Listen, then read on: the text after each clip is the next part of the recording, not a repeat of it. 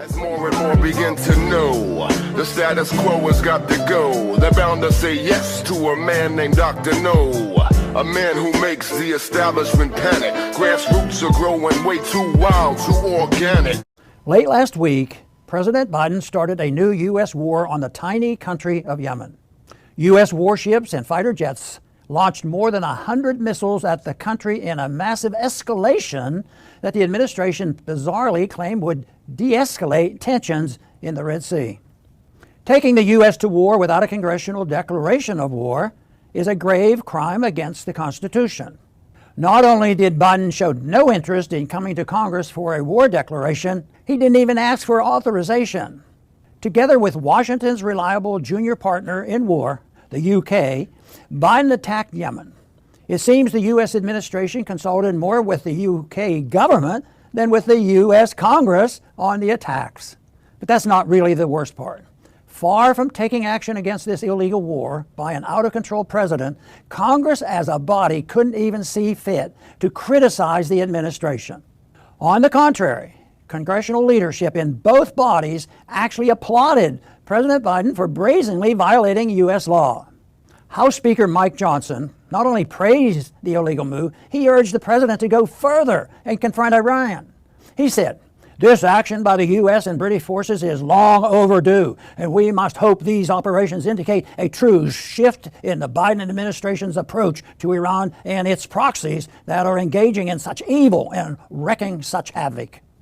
To their credit, several members of Biden's own party joined with a handful of Republican colleagues to denounce a U.S. president taking the country to war without the authority to do so. California Rep. Kahana was one of the first Democrats to criticize Biden's war-making, stating, "The president's strikes in Yemen are unconstitutional. For over a month, he consulted an international coalition to plan them, but never came to Congress to seek authorization as required by Article 1 of the Constitution." The framers of the Constitution gave war-making powers to Congress because they understood that leaving such power in the hands of one person was a recipe for disaster. The role of the president is to make the case for a war declaration. Congress deliberates and either authorizes or refuses the proposed action. Washington has obviously not learned the lessons of Afghanistan, Iraq, Syria, and all the other failed U.S. interventions over the past 20 years. Why do we keep losing wars? Because we do not go into wars according to the U.S. Constitution. This war will be no different. The Houthis in Yemen withstood years of attacks from the Saudis using the latest U.S. weaponry and came out on top. In short, it was never our war, but now, with this attack, Biden has made it our war. So we are left with the strange and sad spectacle of Congress asleep at the wheel as a defense secretary launches military strikes from his hospital bed in the service of a president clearly not in his prime. All this in pursuit of a policy that makes no sense and is leading the U.S. closer to a major war in the Middle East that will only harm, not serve, the U.S. national interests. Thanks for listening.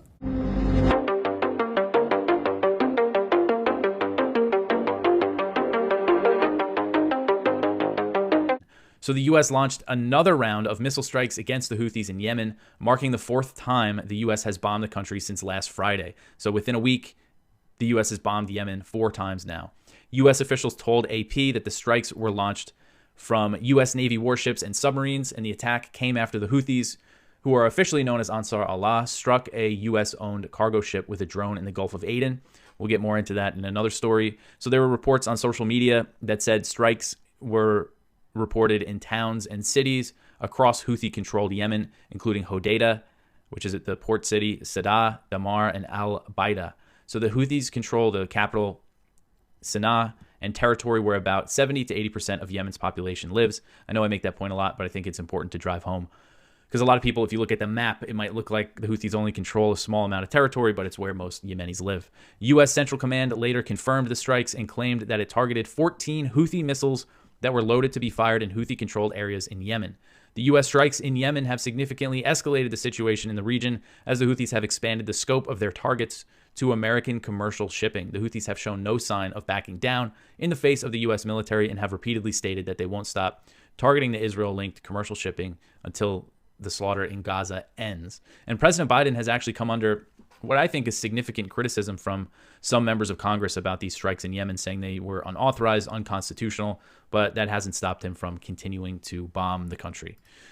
So Israeli Prime Minister Benjamin Netanyahu has said Israel's brutal campaign in Gaza could continue into 2025. And this is according to a report from Israeli TV.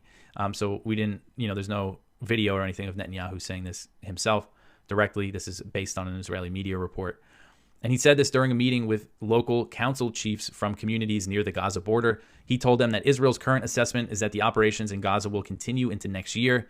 Before the new year, if you remember, an Israeli military spokesman said Israeli forces would be fighting in Gaza for the entire year of 2024, and the Israeli slaughter has already killed over 24,000 Palestinians. I believe it's about 70% women and children, and more than 60,000 have been wounded in just over 3 months. Many more are expected to die of starvation and disease caused by the brutal siege, unless there's an immediate ceasefire and a major humanitarian relief effort. So Netanyahu, of course, has the incentive to keep this thing going for as long as possible due to his political he's in trouble politically. The Israelis want him out once this is over. And some U.S. officials are actually worried that Netanyahu might see provoking a major war in Lebanon as key to his political survival. In a speech at the World Economic Forum, Ukrainian President Volodymyr Zelensky reiterated his opposition to a ceasefire with Russia and pushed his peace formula, which involves several unrealistic demands to end the war. So Zelensky's plan, I haven't talked about this in a while, but this is still what he's pushing. It requires a full Russian withdrawal from the territory that it captured since February 2022. It involves Russia giving up Crimea, war crimes tribunals, and Russia paying reparations to Ukraine. So all that has to happen for this peace deal, so-called peace deal. And Kiev has no chance at implementing any of this since the counteroffensive has failed and now Ukraine's forces are focused on defense and facing manpower shortages. Western aid is drying up. He's just not in any position to be putting something like this out there. But despite that reality on the ground, Zelensky's peace formula has received backing from the U.S. and other Western nations. He said that there was a meeting in Switzerland and that more than 80 countries were represented about his peace formula. And Switzerland's president said that she offered Zelensky for Switzerland to hold a peace summit to bring an end to the war in Ukraine. That sounds good, right? And this happened the other day. And the headline was, Zelensky asks Switzerland to host a peace summit. So people said, oh, well, that'd be good, right? Maybe this thing could finally end.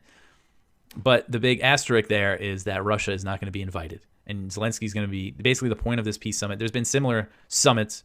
The point is for Ukraine to try to get other countries to support this idea, this peace formula that's never going to be implemented in any form.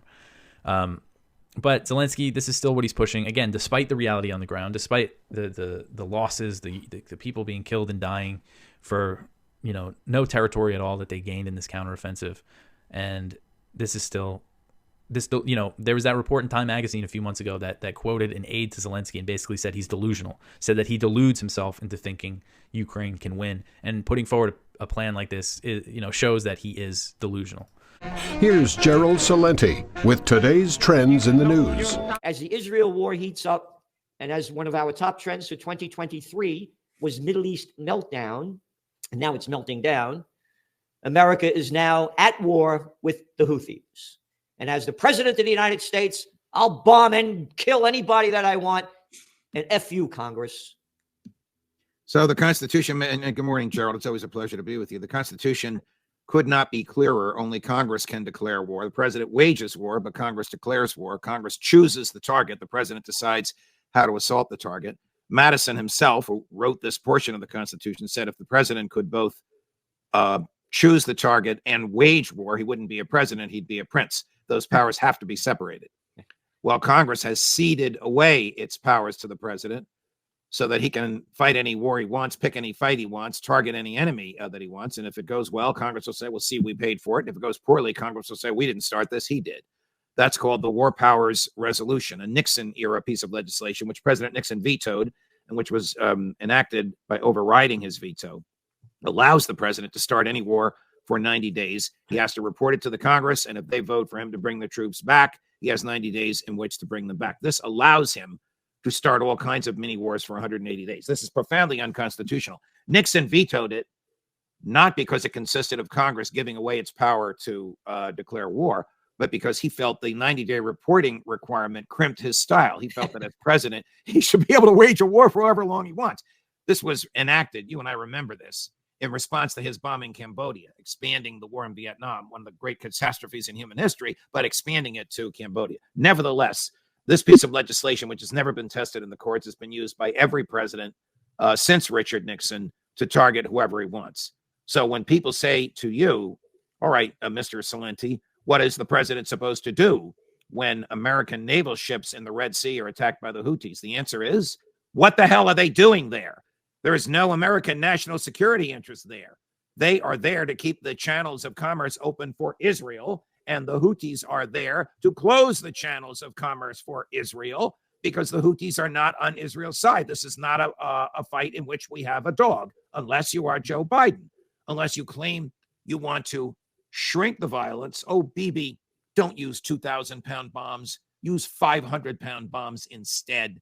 Don't destroy the whole neighborhood. Just destroy one side of each street. Unless you're Joe Biden, who claims he wants to reduce violence, but really wants to expand the war because his foray in Ukraine was a disaster, and he wants to run for re-election as a wartime president. And he doesn't give a damn how many innocent people die in order to pursue that goal.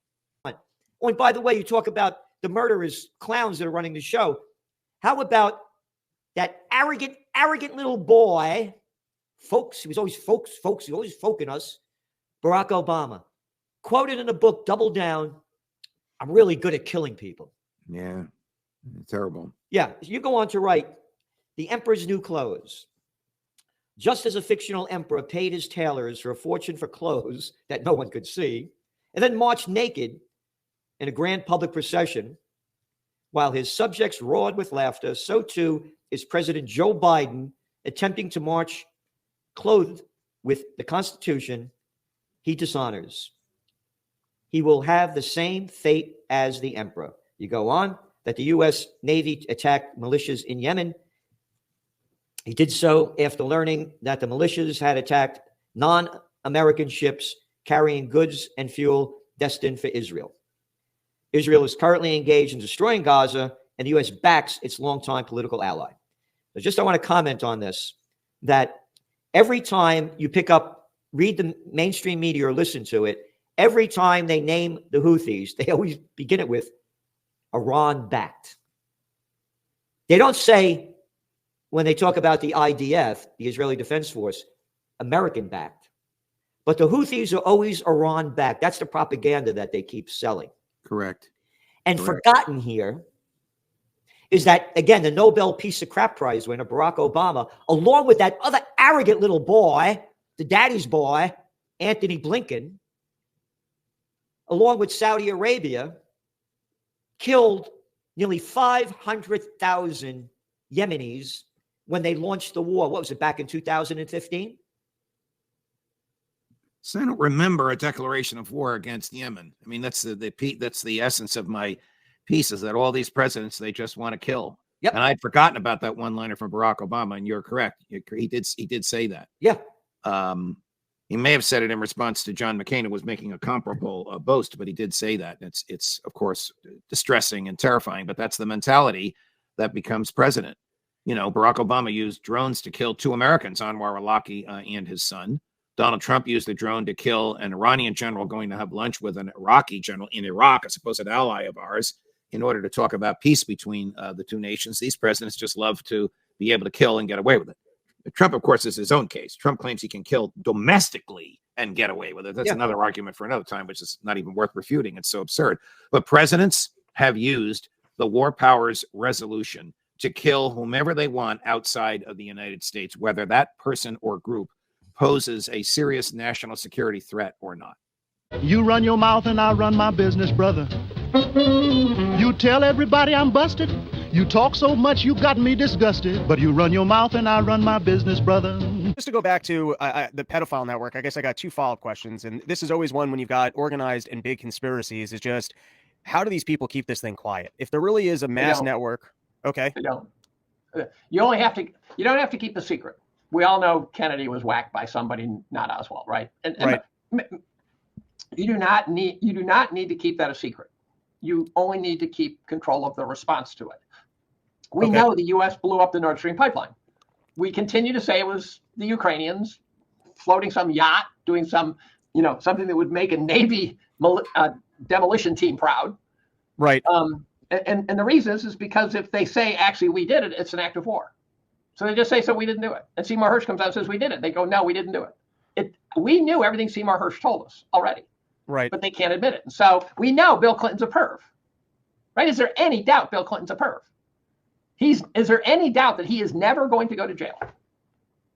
Right? So you contain the response. Bill still goes out banging young chicks. Right. One of the victims, by the way, said Bill, from those released tapes, those released transcripts, one of them said he likes them young. But what I noticed about those released transcripts, so here are women suing a system who have every reason in the world to tell what happened. And when they're asked in court who, they can't remember anybody. They can't remember anybody. And the reason is they want to get money, but they don't want to get killed. Right.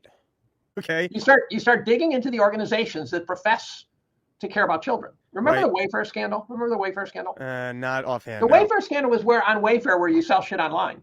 Right. They were selling things that looked like IKEA shelves and stuff.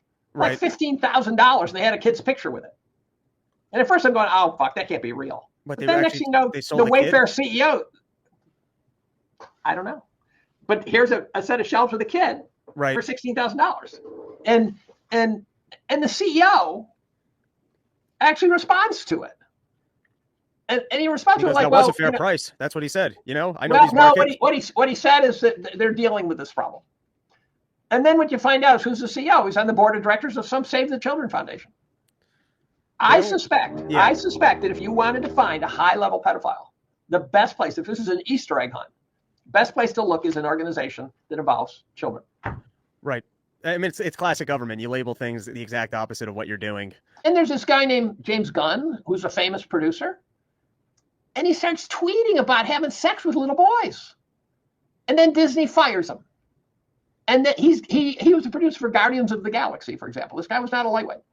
And then they rehire him again.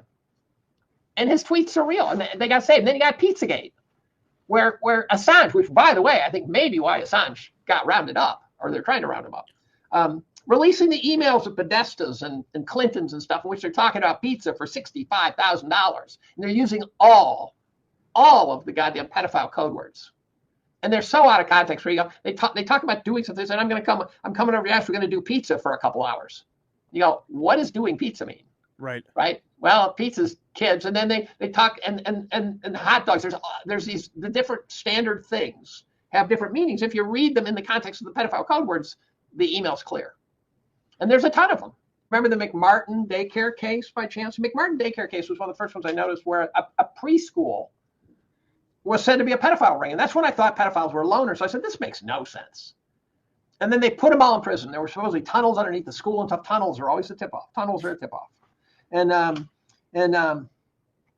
then years later, the kids come out, and some of them are suicidal, some of them killed themselves, and some of them said, "Oh, I realized that I was coerced into saying what I said." And they gave it the name satanic panic or something. They gave it a name. Some psychologists wrote a paper, and whenever some kid accuses someone, they say, "Oh, that's just satanic panic." And it turns out I thought, okay, so I was right. That wasn't that. It turns out it's exceedingly common for the victims to recant because a shitstorm hits them the minute they come out. They can't come out. They'll just be destroyed yet again. There was just one the other day where there was a law that was going to do something to pedophiles in California, and the goddamn guy vetoed it. Right? It just. Everyone in Washington is a made person, a made man, made woman, whatever. There's dirt on all of them. And so you don't have to be a pedophile for someone to come and say, by the way, if you don't cooperate, we've got this on you. You've embezzled this. You got this donor. They can donate money and have it come from China, right? They're all owned. Again, what I think it is if you wanted to defeat the United States, you can't pull battleships up to the shore. What you have to do is get us to destroy ourselves. And if you go on that model, then you realize that all the George Soros stuff, all the pedophilia stuff, all the corruption, all the transgender stuff is all about rotting. There's a Paul Harvey 1965 presentation. I used to love listening to Paul Harvey on the radio, in which he said, if I were the devil, and he described all the things he would do to destroy our society if he was the devil. 1965, you would not believe how precisely he described today.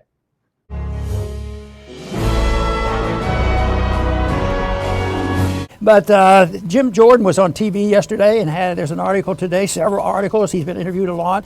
And Jim Jordan is not bashful. No. And he says he demands answers after the Biden administration, I can't believe that, caught flagging MAGA and Trump to track political opponents' financial transactions.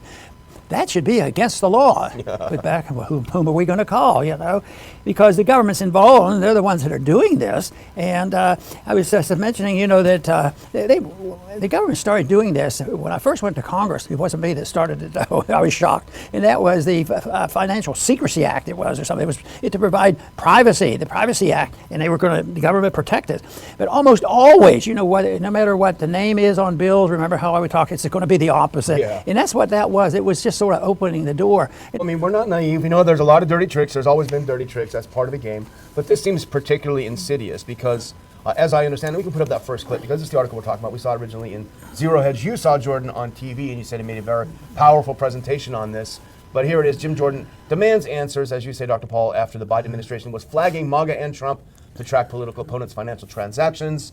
So he has obtained documents revealing that these agencies have done this. Now, as I understand, I'm not an expert, but just imagine if you're involved in a transaction, maybe you're getting a car loan or something, and you keep getting flagged and flagged, trying to get a house loan, what have you.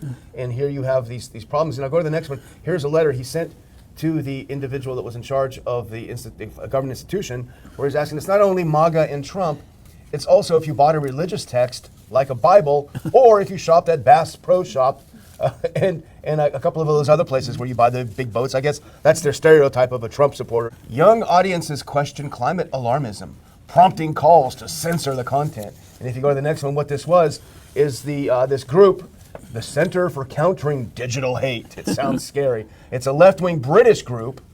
They did a study because they wanted to figure out what's going on social media with climate change, global warming, what have you. What they found out was it revealed a significant skepticism, this study they did among young people regarding climate alarmism. It's a development that poses a challenge to advocates of urgent climate action, but is likely to be welcomed by those who see stoking fear about the supposed ills of global warming as exaggerated. This is the explanation in Epoch Times. Now this group, the Center for Countering Digital Hate, now you'd think they'd be out there, I don't know, looking for Nazis or something. No, but it's a left-leaning group that was sued by Elon Musk for allegedly engaging in a scare campaign to drive away advertisers. So what they found, if you go to the next one before I turn it back, now they went and they looked and they found something very alarming, Dr. Paul. Researchers found that roughly 1/3 of teenagers, the predominant YouTube audience, hold views such as, quote, climate policies cause more harm than good, or consider, quote, climate change a hoax to control and oppress people. That's got to warm the cockles of your heart. That is disaster for the enemy,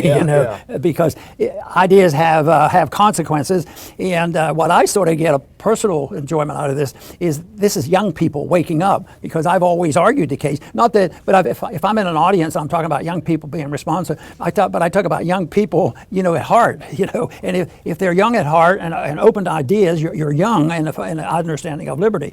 But to me, this is great news. This is realism coming through. It's with the young people. I believe they're more open-minded, and I usually categorize the group that is least likely to come this way. But you have to be careful, because not everyone in this, and that's just the Chamber of Commerce, because they're so blended in, to Slavian and depending on the government and all the bonuses that they get.